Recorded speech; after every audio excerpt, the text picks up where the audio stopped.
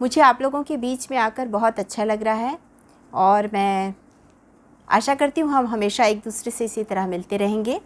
और मैं धन्यवाद देती हूँ परमेश्वर पिता का, जिसने मुझे अवसर दिए कि आप सब प्रभु के लोगों से मैं मिल सकूं, प्रभु के बेटे बेटियों से आज मैं मिल सकूं। इसके लिए मैं परमेश्वर पिता का धन्यवाद देती हूँ। धन्यवाद देती हूँ पास्टर साहब का, जिन्होंने मुझसे संपर्क किया और मुझे कहा कि उनके इस मिनिस्ट्री में मैं आ सकूं। उसके लिए मैं धन्यवाद देती हूँ। धन्यवाद देती हूँ विशेष रूप से जग ज्योति सेवा जो मिनिस्ट्री आपकी चलती है उसके लिए, और मैं उसके लिए प्रार्थना करती हूँ, उसके लिए बहुत आशीष मांगती हूँ। और विशेष रूप से पास्टर बंटी पॉल के लिए और उनकी पूरी फैमिली और उनकी पूरी मिनिस्ट्री को आप परमेश्वर के हाथ में सौंपती हूँ। और एक बार फिर से हम परमेश्वर को धन्यवाद देते हैं एक दूसरे से मिल सके इसलिए। इससे पहले कि हम वचन में जाएं, हम अपनी आँखों को बंद करेंगे और कुछ समय प्रार्थना में बिताएंगे। Thank you Lord, thank you Jesus. हम आपका धन्यवाद धन्यवाद धन्यवाद करते हुए इस समय सारे भाई बहनों के साथ में आपके चरणों के निकट आते हैं, आपका धन्यवाद देते हैं प्रभु जी इस समय के लिए। ये समय आपने हमारे लिए निर्धारित किया कि इस समय हम आपके चरणों के निकट आ सके। प्रभु हम आपका धन्यवाद देते हैं। आज हम आपके वचन में से कुछ सीखने जा रहे हैं। हम धन्यवाद देते हैं प्रभु जी कि आपकी ये योजना है कि आपके वचन में से हम सीखते जाएं और दिन प्रतिदिन आपकी सिद्धता में बढ़ने पाए। हम आपका धन्यवाद देते हैं कि हम आपकी महिमा और आपकी गवाही का कारण बन सक रहे हैं। पिता परमेश्वर, इस समय में आपका वचन हर एक के हृदय की गहराइयों तक पहुंच सके। प्रभु जी पवित्र आत्मा की सामर्थ हमारे बीच में कार्य करे। मैं अपने आप को शून्य करती हूँ, पवित्र आत्मा की सामर्थ से मुझे भरिए। एक एक शब्द आपकी ओर से हो, एक भी शब्द मेरी ओर से ना हो। धन्यवाद के साथ प्रार्थना प्रभु यीशु मसीह के नाम से मांग लेते हैं। सुनिए और ग्रहण कीजिए, आमीन। आप मेरे साथ निकाल लीजिए दूसरा राजा 2 किंग्स और उसका 6th चैप्टर 6वां अध्याय। दूसरा राजा 6वां अध्याय, दूसरा राजा 6वां अध्याय और उसके 16 वचन 16 वर्स से मैं आपके लिए पढ़ रही हूँ। यहाँ पर इस तरह लिखा है, 16 और 17 वर्स को मैं पढ़ूँगी। यहाँ पर लिखा है, उसने कहा मत डर, क्योंकि जो हमारी ओर से है वह उनसे अधिक है जो उनकी ओर है। तब एलीशा ने यह प्रार्थना की, हे यहोवा इसकी आँखें खोल दे कि यह देख सके। तब यहोवा ने सेवक की आँखें खोल दी और जब वह देख सका तो क्या देखा कि एलीशा के चारों ओर पहाड़ अग्निमय रथ, घोड़ों और रथों से भरा हुआ है। परमेश्वर अपने वचन के पढ़े सुने जाने पर आशीष दे, आमीन। जब हम प्रभु यीशु मसीह को अपना उद्धारकर्ता और मुक्तिदाता ग्रहण कर लेते हैं, हम उसकी संतान बन जाते हैं। वो हमारा पिता है। जब तक हम उसके पास नहीं जाते हम उसे नहीं जान पाते, लेकिन जब हम उसके पास जाते हैं और प्रभु यीशु मसीह को अपना उद्धारकर्ता ग्रहण कर लेते हैं, अपने जीवन का स्वामी बना लेते हैं कि आज से प्रभु तू मेरे जीवन का स्वामी है, तू मेरे जीवन में अपनी योजनाओं को पूरा कर, तू मेरे लिए जो भी कुछ करेगा वो सब कुछ सर्वोत्तम है। जब हम ये बोलते हैं और प्रभु के हाथ में अपना पूरा जीवन दे देते हैं, अपने परिवार को, अपने घर को, अपने मिनिस्ट्री को, अपने जॉब को, अपने जीवन को, हर चीज़ को, तब वो हमारे चारों ओर बाड़ा बांधता है और हमें सुरक्षित रखता है और वो हमेशा हमारी सहायता करने के लिए तैयार रहता है। वो हर पल हमें संभाले रहता है। जब हम उसके पास रहते हैं, जब हम उसके पास जाते हैं, वो हमें थाम लेता है। चाहे परिस्थितियाँ कैसी भी हो, वो हर परिस्थिति में हमेशा हमारे साथ रहता है। और बाइबल में आप उत्पत्ति से लेकर प्रकाशित वाक्य तक जब आप देखेंगे तो बाइबल में 365 बार आया है मत डर। हर दिन के लिए एक, हर दिन सुबह उठते ही आपके लिए है मत डर। लेकिन हम मसीही लोग कई बातों से डर जाते हैं, सांसारिक चीज़ों से डर जाते हैं। अरे अगर मैं ऐसा करूँगी या मैं ऐसा करूँगा तो वो क्या कहेंगे, लोग क्या कहेंगे।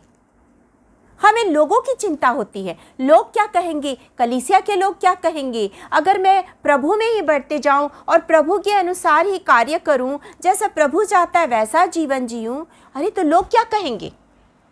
कलीसिया के लोग कहेंगे ये बड़ा बैकवर्ड है, ये तो अभी तक वही उन्हीं बातों में पड़ा हुआ है। हम आगे बढ़ना नहीं चाहते हैं। जैसे एक नॉर्मल सा उदाहरण है हमारी ज़िंदगी में कि हमें कहीं जॉब चाहिए, तो किसी ने कहा कि उसको रिश्वत देने से आपको जॉब मिल जाएगा, तो हम दौड़ पड़ते हैं उस रास्ते पर कि हाँ उसको पैसा दे देंगे, हमें जॉब मिल जाएगा। अरे हमारे पास तो राजाओं का राजा है, प्रभुओं का प्रभु है, स्वर्गीय स्थानों में वास करने वाला हमारा परमेश्वर है। उसके पास घुटनों में हम जाएंगे, वो हमें सब कुछ दे देगा, वो हमें सब कुछ दे देगा। उसने सारी कायनात हमारे लिए ही तो रखी है। जब उसने सृष्टि की रचना की, उसने क्या कहा? सृष्टि की रचना करने के बाद उसने एक बात कही, आप मेरे साथ जल्दी से निकाल लीजिए उत्पत्ति और उसके पहले अध्याय को, फर्स्ट चैप्टर, उत्पत्ति फर्स्ट चैप्टर और उसके मैं 27 वर्ष को पढ़ रही हूँ, 28 वर्ष को पढ़ रही हूँ, जहाँ पर लिखा है, और परमेश्वर ने उनको आशीष दी, उनसे कहा फूलो फलो और पृथ्वी पर भर जाओ और उसको अपने वश में कर लो। समुद्र की मछलियों, आकाश के पक्षियों, पृथ्वी पर रेंगने वाले सब जंतुओं पर अधिकार रखो। इतनी बड़ी आशीष दी है कि फूलो फलो पृथ्वी पर भर जाओ, इसको अपने वश में कर लो। लेकिन हम पृथ्वी के, हम संसारिक लोगों के वश में चले जाते हैं। उसको रिश्वत देंगे जॉब के लिए, उसको ये करेंगे। अरे नहीं, ये सब करने की आवश्यकता नहीं है। घुटने में जाइए, प्रभु से प्रार्थना कीजिए। प्रभु आपके लिए सर्वोत्तम स्थान रखा हुआ है, पर प्रभु ने आपके लिए बहुत सर्वोत्तम स्थान रखा है। आप वहां जाएंगे, आप परमेश्वर के पास जाएंगे, आप प्रभु यीशु मसीह को जब अपना उद्धारकर्ता ग्रहण करेंगे, आप जब उसे अपने जीवन का स्वामी बना लेंगे, वो आपके जीवन में अद्भुत रीति से कार्य करेगा। आपको कभी किसी चीज की कमी घटी होने नहीं देगा।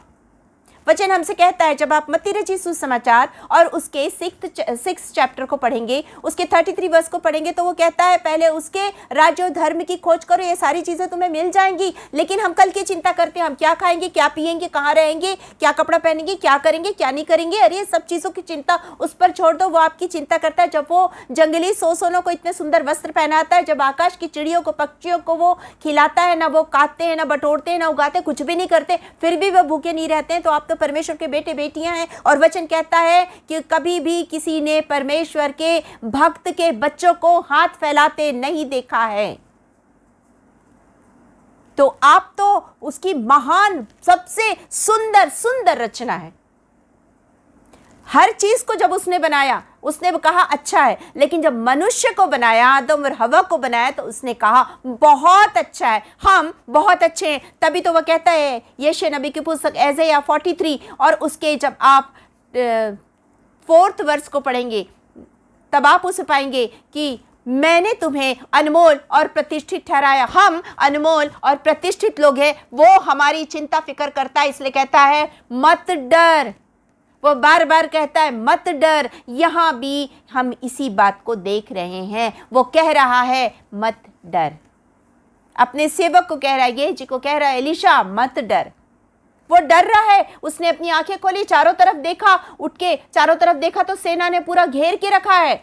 एलीशा को पकड़ने जा रहे, क्योंकि एलीशा की वजह से ही दुश्मन राजा उस पर आक्रमण नहीं कर पा रहा है वहां पर। इसलिए उसे चारों ओर से उस राजा ने कहा कि चारों ओर से जाओ, घेरो और एलीशा को मेरे पास पकड़ के लाओ। सेना को भेज दिया, पूरी सेना चारों तरफ है। गेहजी डर गया।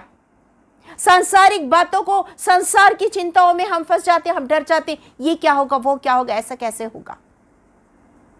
आप याद रखिए, यदि कोई बीमार है और डॉक्टर बाहर आकर बोल दे कि इसके लिए अब कोई होप नहीं है, कोई होप नहीं, इसके बचने की अब कोई गुंजाइश नहीं है, कोई होप नहीं है, याद रखिए जैसे ही डॉक्टर ये बोलेगा इसके लिए कोई होप नहीं है, वहां से आपके जीवन में होप यानी आशा शुरू हो जाती है, क्योंकि परमेश्वर वहीं से आपके जीवन में काम आरंभ कर देता है। हमने बहुत से लोगों को मृत अवस्था में पड़े, कोमा में पड़े लोगों को वापस जीवन पाते देखा है। शर्त एक ही है, हर चीज की शर्त एक ही है, प्रभु यीशु मसीह को अपना व्यक्तिगत उद्धारकर्ता स्वीकार करना, प्रभु यीशु मसीह पर विश्वास करना। जब आप नए नियम से देखेंगे, मत्ती में, मरकुस में और लूका में भी कई जगह पाया जाता है कि यीशु मसीह ने अपने चेलों से कहा कि आओ हम पार चले, और वो नाव में बैठ के जा रहे हैं और वो यीशु मसीह थके हुए हैं और वो नाव में सो गए हैं और सारे जो चेले हैं उसमें से आधे से ज़्यादा लोग तो मछुआरे थे, वो जानते हैं तूफान से और आंधी से निपटना। लेकिन जब आंधी आई, तूफान आया, वो अपनी कोशिश किए और जब नहीं कर पाए तो यीशु मसीह को जगाकर कहते हैं, हाय हाय हम नाश हो रहे हैं, तू हमें बचा। अरे जिसके पास यीशु मसीह है वो नाव नहीं डूब सकती, जिसके पास यीशु मसीह है वो नाश नहीं हो सकता है, क्योंकि उसके पास यीशु मसीह है। और यीशु मसीह ने कहा, हे अल्प विश्वासियों, एक जगह लिखा है अविश्वासियों। वो चाहता है मेरा और आपका विश्वास उस पर मजबूत रहे, मजबूत रहे, चाहे कैसी भी परिस्थिति हो, हमारा विश्वास कभी ना टूटे। अय्यूब के समान मजबूत रहे। अय्यूब के जीवन में तो इतनी कठिन परिस्थितियां आई, उसका तो सब कुछ नष्ट हो गया, उसका परिवार, उसके बच्चे, उसके बेटे बेटियां, उसके धन दौलत संपत्ति, हर चीज खत्म हो गई। यहां तक उसकी पत्नी ने कहा, अब तो छोड़ दे, अब तो छोड़ दे परमेश्वर पर विश्वास करना। लेकिन नहीं, उसने कहा परमेश्वर ने दिया, परमेश्वर ने लिया, उसका नाम धन्य है। उसने विश्वास करना नहीं छोड़ा। उसने नहीं कहा कि ये सब खत्म हो गया, मेरा विश्वास डगमगा गया, क्या विश्वास करूं। नहीं, उसका विश्वास मजबूत था। आपका विश्वास भी परमेश्वर चाहता है कि वैसे ही मजबूत रहे, क्योंकि हमेशा याद रखिए, जब आप शामवेल, पहला शामवेल उसके 17 अध्याय 17 चैप्टर और उसके 45 और 46 वर्ष को पढ़ेंगे तो आप उसमें पाएंगे कि दाऊद कहता है, जब गोलियत से लड़ने के लिए दाऊद जाता है तो दाऊद कहता है कि युद्ध तो परमेश्वर का है। हमेशा याद रखिए, आपके जीवन की हर एक परिस्थिति जो भी कठिन है, उसके लिए आप कहिए युद्ध तो परमेश्वर का है, परमेश्वर का है, और वो लड़ लेगा, आपको हर परिस्थिति से बाहर निकाल लेगा। आप तो सोच भी नहीं सकते इस तरह से वो आपके जीवन में कार्य करेगा, आपके जीवन में अद्भुत कार्य करेगा वो। यहां पर हम दो बातों को देखते हैं। जब आप पूरे 6वें अध्याय को पढ़ेंगे, पहले वचन से पढ़ेंगे, तो आप पाएंगे कि वहां पर एक आश्चर्यकर्म पहले वचन से लेकर के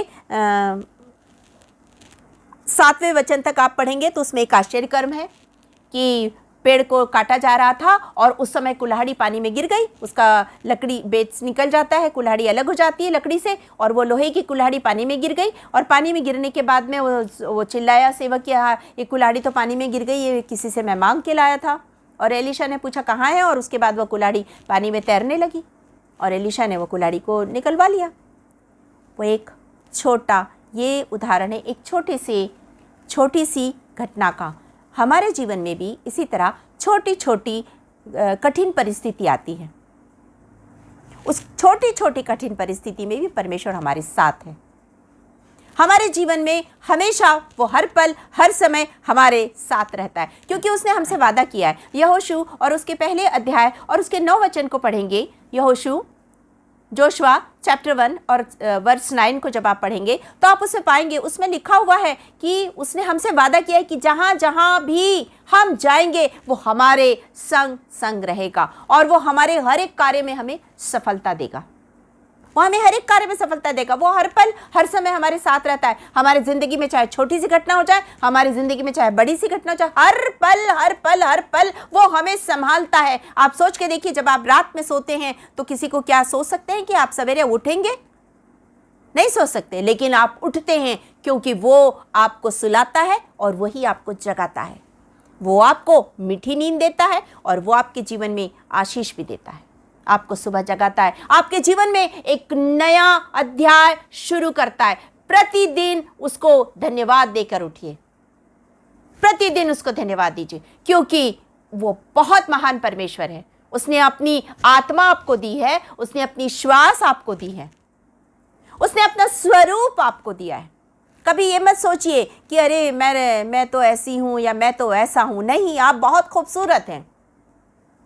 चाहे आप किसी भी रंग के हो, चाहे आप किसी भी मोटे हो, पतले हो, काले हो, गोरे हो, उससे कोई मायने नहीं रखता। आपसे परमेश्वर बहुत बहुत बहुत प्यार करता है। इतना प्यार करता है, इतना प्यार करता है कि उसने अपना इकलौता बेटा आपके और मेरे लिए दिया। वो हमसे इतना प्यार करता है, वो बहुत प्यार करता है। उसके प्यार की कोई सीमा नहीं, अनकंडीशनल लव। उसके प्यार की कोई शर्तें नहीं है, उसने कोई शर्त नहीं रखी आपके सामने। बस वो प्यार करता है और बहुत प्यार करता है। उसकी कोई तुलना नहीं कर सकते, उसके प्यार की कोई तुलना नहीं कर सकते। उसके जितना प्यार आपसे कोई कभी नहीं कर सकता जितना वो करता है। कभी ये मत सोचिए कि संसार के लोग आपको प्यार नहीं करते, संसार के लोग आपको पसंद नहीं करते। हमेशा याद रखिए, संसार के लोग आपको कभी पसंद नहीं करेंगे, संसार के लोग आपसे कभी प्रेम नहीं करेंगे, क्योंकि वचन आपसे यही कहता है। जब आप यूहन्ना रचित सुसमाचार उसके 15 चैप्टर को पढ़ेंगे, उसके 15 चैप्टर की जब आप 18 वर्ष को पढ़ेंगे तो आप उसमें पाएंगे, उसमें क्लियरली लिखा है कि जिस तरह संसार ने मुझसे बैर किया तुमसे भी बैर करेंगे। संसार मेरी नहीं सुनता, तुम्हारे भी नहीं सुनेंगे। सच बात है। जब यीशु मसीह से संसार के लोगों ने बैर किया तो मैं और आप क्या है। लेकिन याद रखिए, आपको परमेश्वर बहुत प्यार करता है, बहुत प्यार करता है। इसलिए यहाँ पर कह रहा है, चाहे किसी भी परिस्थिति हो, छोटी से छोटी बात हो, वो हमेशा आपके साथ रहता है। दूसरी चीज़, आपके जीवन में कितनी भी बड़ी घटना घट जाए, कैसी भी प्रतिकूल परिस्थिति है, वो हमेशा आपके साथ है, वो हमेशा आपके साथ है। आप उत्पत्ति और उसके 39 चैप्टर को निकालेंगे, 39 चैप्टर के वर्स 2 और 3 को पढ़ेंगे तो आप उसमें पाएंगे कि वहाँ पर यूसुफ के बारे में है। यूसुफ को उसके भाइयों ने बेच दिया। 37 चैप्टर को पढ़ेंगे तो आप पाएंगे यूसुफ को उसके भाइयों ने बेच दिया। 39 चैप्टर में आप पाएंगे कि वो जब उसके भाइयों ने बेचा तो उन मिस्रियों ने, व्यापारियों ने आकर के उसे पोतीपर के हाथ में दे दिया और पोतीपर अपने घर में उसको गुलाम बना के ले आया, सेवक बना के ले आया। और 2 और 3 वर्ष को पढ़ेंगे तो आप उसमें देखेंगे कि पोतीपर ने देखा, उसमें लिखा है कि यूसुफ के संग परमेश्वर रहता है। वो अन्य जाति है जिसने देखा कि यूसुफ के संग परमेश्वर रहता है। वो गुलाम था। सोचिए, एक 17 साल का लड़का अपने घर परिवार से दूर, दूसरे अन्य लोगों के देश में, जिस देश के बारे में वो कुछ भी नहीं जानता है, उस देश में वहाँ पर एक गुलाम की तरह, एक सेवक की तरह काम कर रहा है वो। और वहाँ पर उसके जीवन से प्रभु यीशु, उसके जीवन से परमेश्वर दिख रहा है। आज परमेश्वर चाहता है कि मेरे और आपके जीवन से भी परमेश्वर यीशु मसीह दिखाई दे, पवित्र आत्मा की सामर्थ दिखाई दे और लोग कहे कि ये इसके अंदर में यीशु रहता है, लोग कहे कि इसके साथ साथ यीशु चलता है। आपके जीवन में कितनी भी कठिन परिस्थितियां हो, उसके आगे कि आप जब देखेंगे यूसुफ के बारे में, उसके जीवन में बहुत सी कठिन परिस्थिति आई। पोतीपर की स्त्री उसे बहुत परेशान कर रही थी और वो, आप उसको पूरा पढ़ेंगे तो आप उसे पाएंगे किस तरह उसके ऊपर में एक गलत इल्ज़ाम लगाया गया और उसके कारण उसको जेल में डाल दिया गया। जब वो जेल में गया तो बाइबल में लिखा है, 21 वर्ष में लिखा है कि वो जेल का जो दरोगा था, जो सरदार था, जो वहाँ का जेल का देखने वाला था, उसने देखा कि इसके संग परमेश्वर चलता है। वहाँ पर भी उसके जीवन से परमेश्वर दिखाई दे रहा था। बहुत कठिन परिस्थिति है। आज की तरह जेल नहीं होती जहाँ लाइट होता है और आपको सोने के लिए गद्दा दिया जा रहा है, ऐसा कुछ नहीं होता है। जेल बहुत कठिन जगह है, बहुत ख़राब जगह है। हम जेल विजिट पे जाते हैं, हमने देखा है वहाँ पर कैसे परिस्थितियों में वहाँ पर महिलाओं के से मिलने हम लोग जाते हैं और हमने देखा है कि वहाँ पर कितनी कठिन परिस्थितियों में महिलाएं रहती हैं। एक ही जगह पर ढेर सारी महिलाएं रहती हैं और बहुत ख़राब है वहाँ का, बंद रहती हैं, वहाँ हर चीज़ के लिए तरसती हैं, अपने परिवार के लिए तरसती हैं और बहुत अच्छी जगह नहीं है जेल। सोचिए, और उस समय की जेल तो और ही बेकार थी, अब से भी ख़राब थी। आज तो लाइट है, उस समय तो लाइट नहीं, पंखा नहीं, कुछ नहीं। इस कठिन परिस्थिति में भी वो परमेश्वर से प्रार्थना करता है और परमेश्वर उसके संग है। इस कठिन परिस्थिति में भी कभी भी परमेश्वर आपको छोड़ेगा नहीं। हर एक कठिन परिस्थिति में वो आपके साथ है, क्योंकि जब आप यीशु मसीह को अपना उद्धारकर्ता ग्रहण करते तो जिस तरह अय्यूब के चारों ओर परमेश्वर ने बाड़ा बांधा था, उसी तरह आपके चारों ओर भी बाड़ा बंधा रहता है। अय्यूब और उसके पहले अध्याय और उसके 10वें वचन को जब आप पढ़ेंगे अय्यूब के, तो आप उसे पाएंगे जॉब 1 चैप्टर 1 और वर्स 10, तो आप उसमें पाएंगे कि वहाँ पर लिखा है, शैतान कह रहा है परमेश्वर से, क्या तूने उसके चारों ओर बाड़ा नहीं बांधा है? आपको नहीं दिख रहा आपके चारों ओर बाड़ा बंधा है, लेकिन याद रखिए ये शैतान को दिखता है कि परमेश्वर ने आपके चारों ओर बाड़ा बांध के रखा है। शैतान को पता है कि आपके चारों ओर स्वर्गदूत पहरा दे रहे हैं। शैतान को पता है कि आप यीशु मसीह के लहू के बाड़े में बंधे हुए सुरक्षित है। ये शैतान को पता है, आपको नहीं पता है, लेकिन शैतान को पता है। और जब हम यहाँ पर इसे पढ़ रहे हैं तो हम इसे पाते हैं कि वो डर गया, सेना को देख के डर गया और तब एलीशा ने प्रार्थना की, हे यहोवा इसकी आंखें खोल दे कि यह देख सके। और यहोवा ने सेवक की आंखें खोल दी और वह देख सका। तब उसने क्या देखा कि एलीशा के चारों ओर का पहाड़ अग्निमय घोड़ों और रथों से भरा हुआ है। रथों और घोड़ों से भरा हुआ है, अग्निमय। जितने लोग थे उससे ज़्यादा अग्निमय रथ और घोड़े थे। और वो सारे स्वर्गदूत वहाँ पर, परमेश्वर की सेना वहाँ पर आ गई थी रक्षा करने के लिए। और बाइबल में लिखा है कि एक स्वर्गदूत ने 1,85,000 लोगों को एक ही रात में मार डाला। तो सोचिए ज़रा, एक स्वर्गदूत ने 1,85,000 लोगों को मारा है। तो आप सोचिए ज़रा, आपकी ज़िंदगी में कैसे कोई आके अटैक कर सकता है? आपको कैसे कोई छू सकता है? आपको कोई छू नहीं सकता है। सताने वाले सताएंगे, बाइबल में लिखा है। उन्होंने यीशु मसीह को भी सताया, आपको भी सताएंगे। उसके सारे चेले सताव का सामना करते करते शहीद हो गए।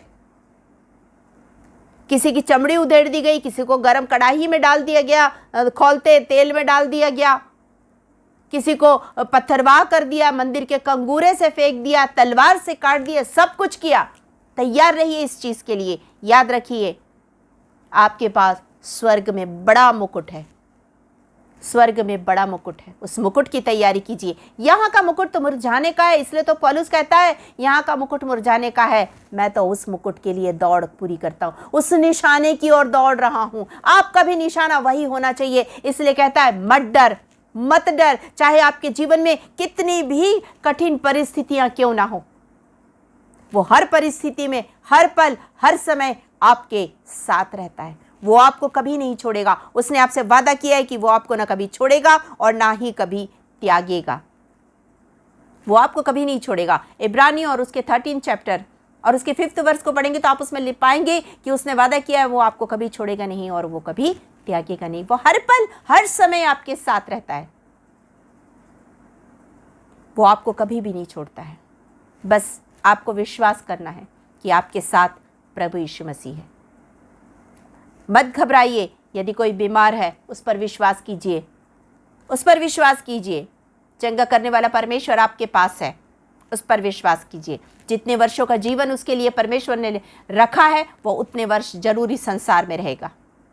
विश्वास कीजिए।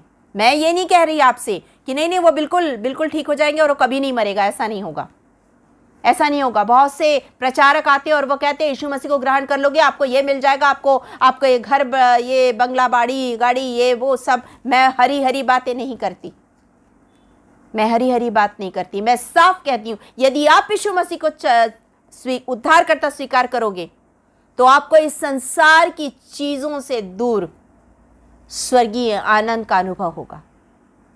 आपको वो स्वर्गीय अनुभव देगा, आनंद का अनुभव देगा। वो आपके साथ होगा, वो आपको संभालेगा, वो आपको ढाढ़स देगा, वो आपको बल देगा, वो आपको अपनी सामर्थ्य से भरेगा, वो आपके चारों ओर यीशु मसीह के लहू के बाड़े को बांधेगा, वो आपको अपने रक्षित हाथों में रखेगा। जिस दिन इस संसार से आंखें बंद होगी, आपकी आंखें स्वर्ग में उसकी गोद में खुलेंगी, उसकी गोद में खुलेंगी। ये संसार की चीजें तो यहां सारी छूट जाएंगी। ये पैसा, ये धन, ये दौलत, ये सोना, ये चांदी, ये हीरे, ये जवाहरात, ये सब कुछ छूट जाएंगे। जाएगा सिर्फ आपकी आत्मा उसके पास जाएगी और कुछ नहीं। और आप उसके सामर्थी हाथों में रहेंगे। ये शरीर भी हमारा नहीं है, ये भी यहीं छूट जाएगा। जिसको सजाने की हम भरपूर कोशिश करते हैं, जिसको सुख देने के लिए हम सब कुछ कर देते हैं, क्या हमने अपनी आत्मा के बारे में कभी सोचा है? नहीं सोचा। तो आज हमें सोचना है। आज हमें सोचना है इस आत्मा को बचाने के लिए। आज हमें सोचना है हमारे परिवार के लोगों की आत्मा को बचाने के लिए। आज हमें सोचना है हमारे आसपास के लोगों की आत्मा को बचाने के लिए, हमारे शहर के लिए, हमारे देश के लिए। हमें सोचना है, मुझे और आपको। इसलिए तो हम इस देश में हैं, नहीं तो हम अमेरिका में नहीं पैदा हो जाते, इजराइल में नहीं पैदा हो जाते। आज आपको अगर इस देश में रखा है तो इसलिए रखा है कि इस देश में रहते हुए उसकी ज्योति बनकर चमकने पाए, उसका उजियारा बनके अंधेरे जीवन में उजियारा फहराने पाए। इसलिए आपको यहां पे रखा है। इसलिए डरिए मत किसी से, विश्वास कीजिए। आपके चारों ओर स्वर्गदूत पहरा दे रहे हैं, आपके चारों ओर हमेशा बाड़ा बंधा हुआ है। आपको कुछ नहीं होगा, आपके साथ हमेशा वो है। वो आपको कभी नहीं छोड़ेगा, वो आपको कभी नहीं त्यागेगा। चाहे परिस्थिति कितनी भी कठिन हो, चाहे आपके जीवन में कितनी भी कठिन परिस्थितियां आ जाए। मैं आपके लिए एक वचन पढ़ के ख़त्म करूंगी। हबक्कुक नबी की पुस्तक, हबक्कुक नबी की पुस्तक और उसके 3 अध्याय को निकालिए। हबक्कुक नबी की पुस्तक, उसके 3 अध्याय और उसके 17 वर्ष से मैं पढ़ रही हूँ। यहाँ पे लिखा है, क्योंकि चाहे अंजीर के वृक्षों में फूल ना लगे, ये हम सबके लिए है, चाहे अंजीर के वृक्षों में फूल ना लगे और ना दाखलताओं में फल लगे, जलपाई के वृक्ष में केवल धोखा पाया जाए और खेतों में अन्न ना उपजे, भेड़शालाओं में भेड़ बकिया ना रहे और ना थानों में गाय बैल हों, तो भी मैं यहोवा के कारण आनंदित और मगन रहूँगा और अपने उद्धारकर्ता परमेश्वर के द्वारा अति प्रसन्न रहूँगा। क्योंकि परमेश्वर मेरा बलबूल है, वह मेरे पाँव हरिणों के समान बना देता है, वह मुझको मेरे ऊंचे स्थानों पर ले चलता है। सोचिए ज़रा, कितनी बड़ी आशीष है। आपके जीवन में कुछ हो या ना हो, आपके जीवन में परमेश्वर है। आपके जीवन में धन हो, दौलत हो, ना हो, कोई बात नहीं। मत सोचिए कि मैं धनी नहीं हूँ। याद रखिए, जिसके पास में राजाओं का राजा है, प्रभुओं का प्रभु है, उद्धार करता प्रभु यीशु मसीह है, उससे ज़्यादा धनी दुनिया में कोई हो ही नहीं सकता। धन बहुत से लोगों के पास है, लेकिन उनके पास यीशु मसीह नहीं है। आपके पास यीशु मसीह है और आपसे ज़्यादा धनी कोई हो ही नहीं सकता। आपके पास संपत्ति है, ये परमेश्वर का वचन आपके पास है। इससे बड़ी संपत्ति आपके पास कोई हो ही नहीं सकती है। ये विरासत है जिसे आप अपने बच्चों को देके जाएंगे। घर, बाड़ी, बंगला, ये सब तो लड़ाई का एक वो है। मुझे इतना कम दिया पापा ने, मुझे उसको इतना ज़्यादा दिया पापा ने, उसको मम्मी ने सोने का ये दे दिया, उसको मम्मी ने वो दे दिया, मुझे नहीं मिला। हमेशा याद रखिए, माता पिता अपने बच्चों को प्रभु यीशु मसीह दीजिए। हर माता पिता अपने बच्चों को प्रभु यीशु मसीह के पास लाइए और उनके जीवन में प्रभु यीशु मसीह दीजिए। वो बहुत प्यार करने वाला है, वो आपसे प्यार करता है। वो आपसे कहता है, मैं तुझे ना कभी छोड़ूंगा ना त्यागूंगा। वो आपसे कहता है कि मैं हर पल हर समय तेरे साथ हूँ, मत डर, तेरे चारों ओर मैंने बाड़ा बांध के रखा है, तुझसे बहुत प्यार करता हूँ।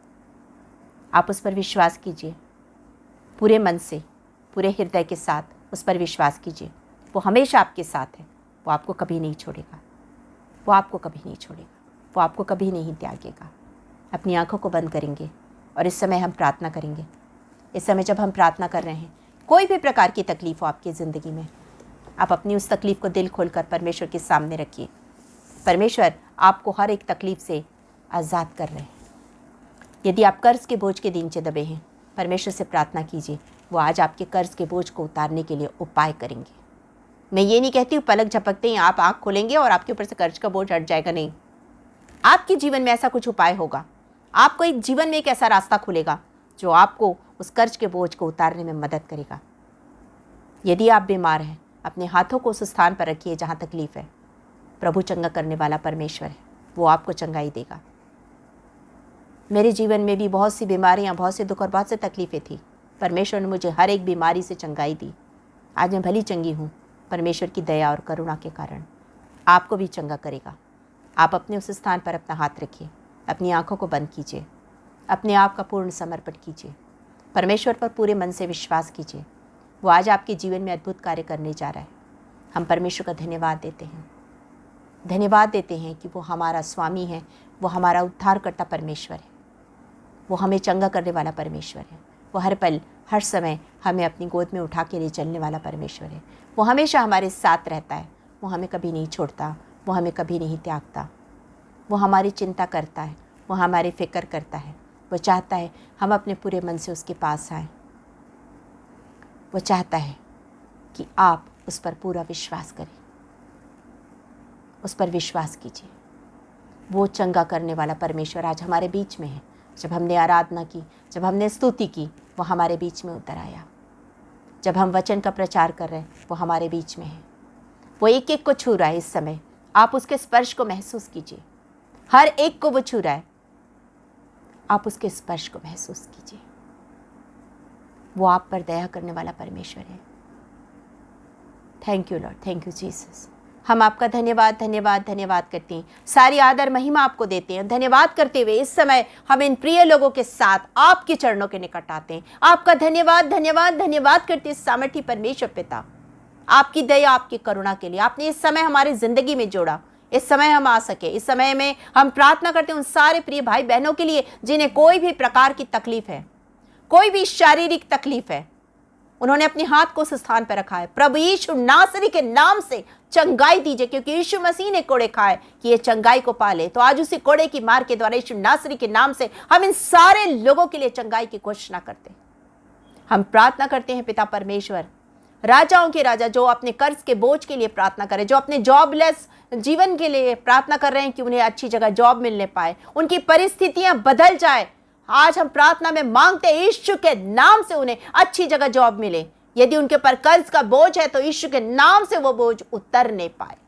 महान परमेश्वर पिता, हम सारे लोगों को आपके पास लेकर आते हैं। हम इस मिनिस्ट्री के लिए प्रार्थना करते हैं। जगज्योति मिनिस्ट्री के हर एक जन को बहुतायत की आशीष दीजिए, होने दीजिए कि बहुत से लोगों के लिए आशीष का कारण बने, महिमा का कारण बने। हर कभी घटी को दूर कीजिए, हर एक जरूरत अपने स्वर्गीय भंडार से पूरा कर दीजिए। हम आपका धन्यवाद धन्यवाद धन्यवाद धन्यवाद धन्यवाद करते हैं प्रभु जी कि आप हमारे साथ हैं, आप हमारी प्रार्थना सुन रहे हैं। आपका धन्यवाद देते हैं। जब मैंने अपने आप को शून्य किया, आपने मुझे आत्मा की सामर्थ्य से भरकर मेरा उपयोग किया। एक एक शब्द के लिए आपका धन्यवाद करते हैं। सारी आदर महिमा आपको देते हैं। धन्यवाद के साथ ये प्रार्थना उद्धार करता प्यारे प्रभु यीशु मसीह के नाम में होकर मांगते, सुनिए और ग्रहण कीजिए। आमीन आमीन। आप सबको एक बार फिर से जय मसीह की।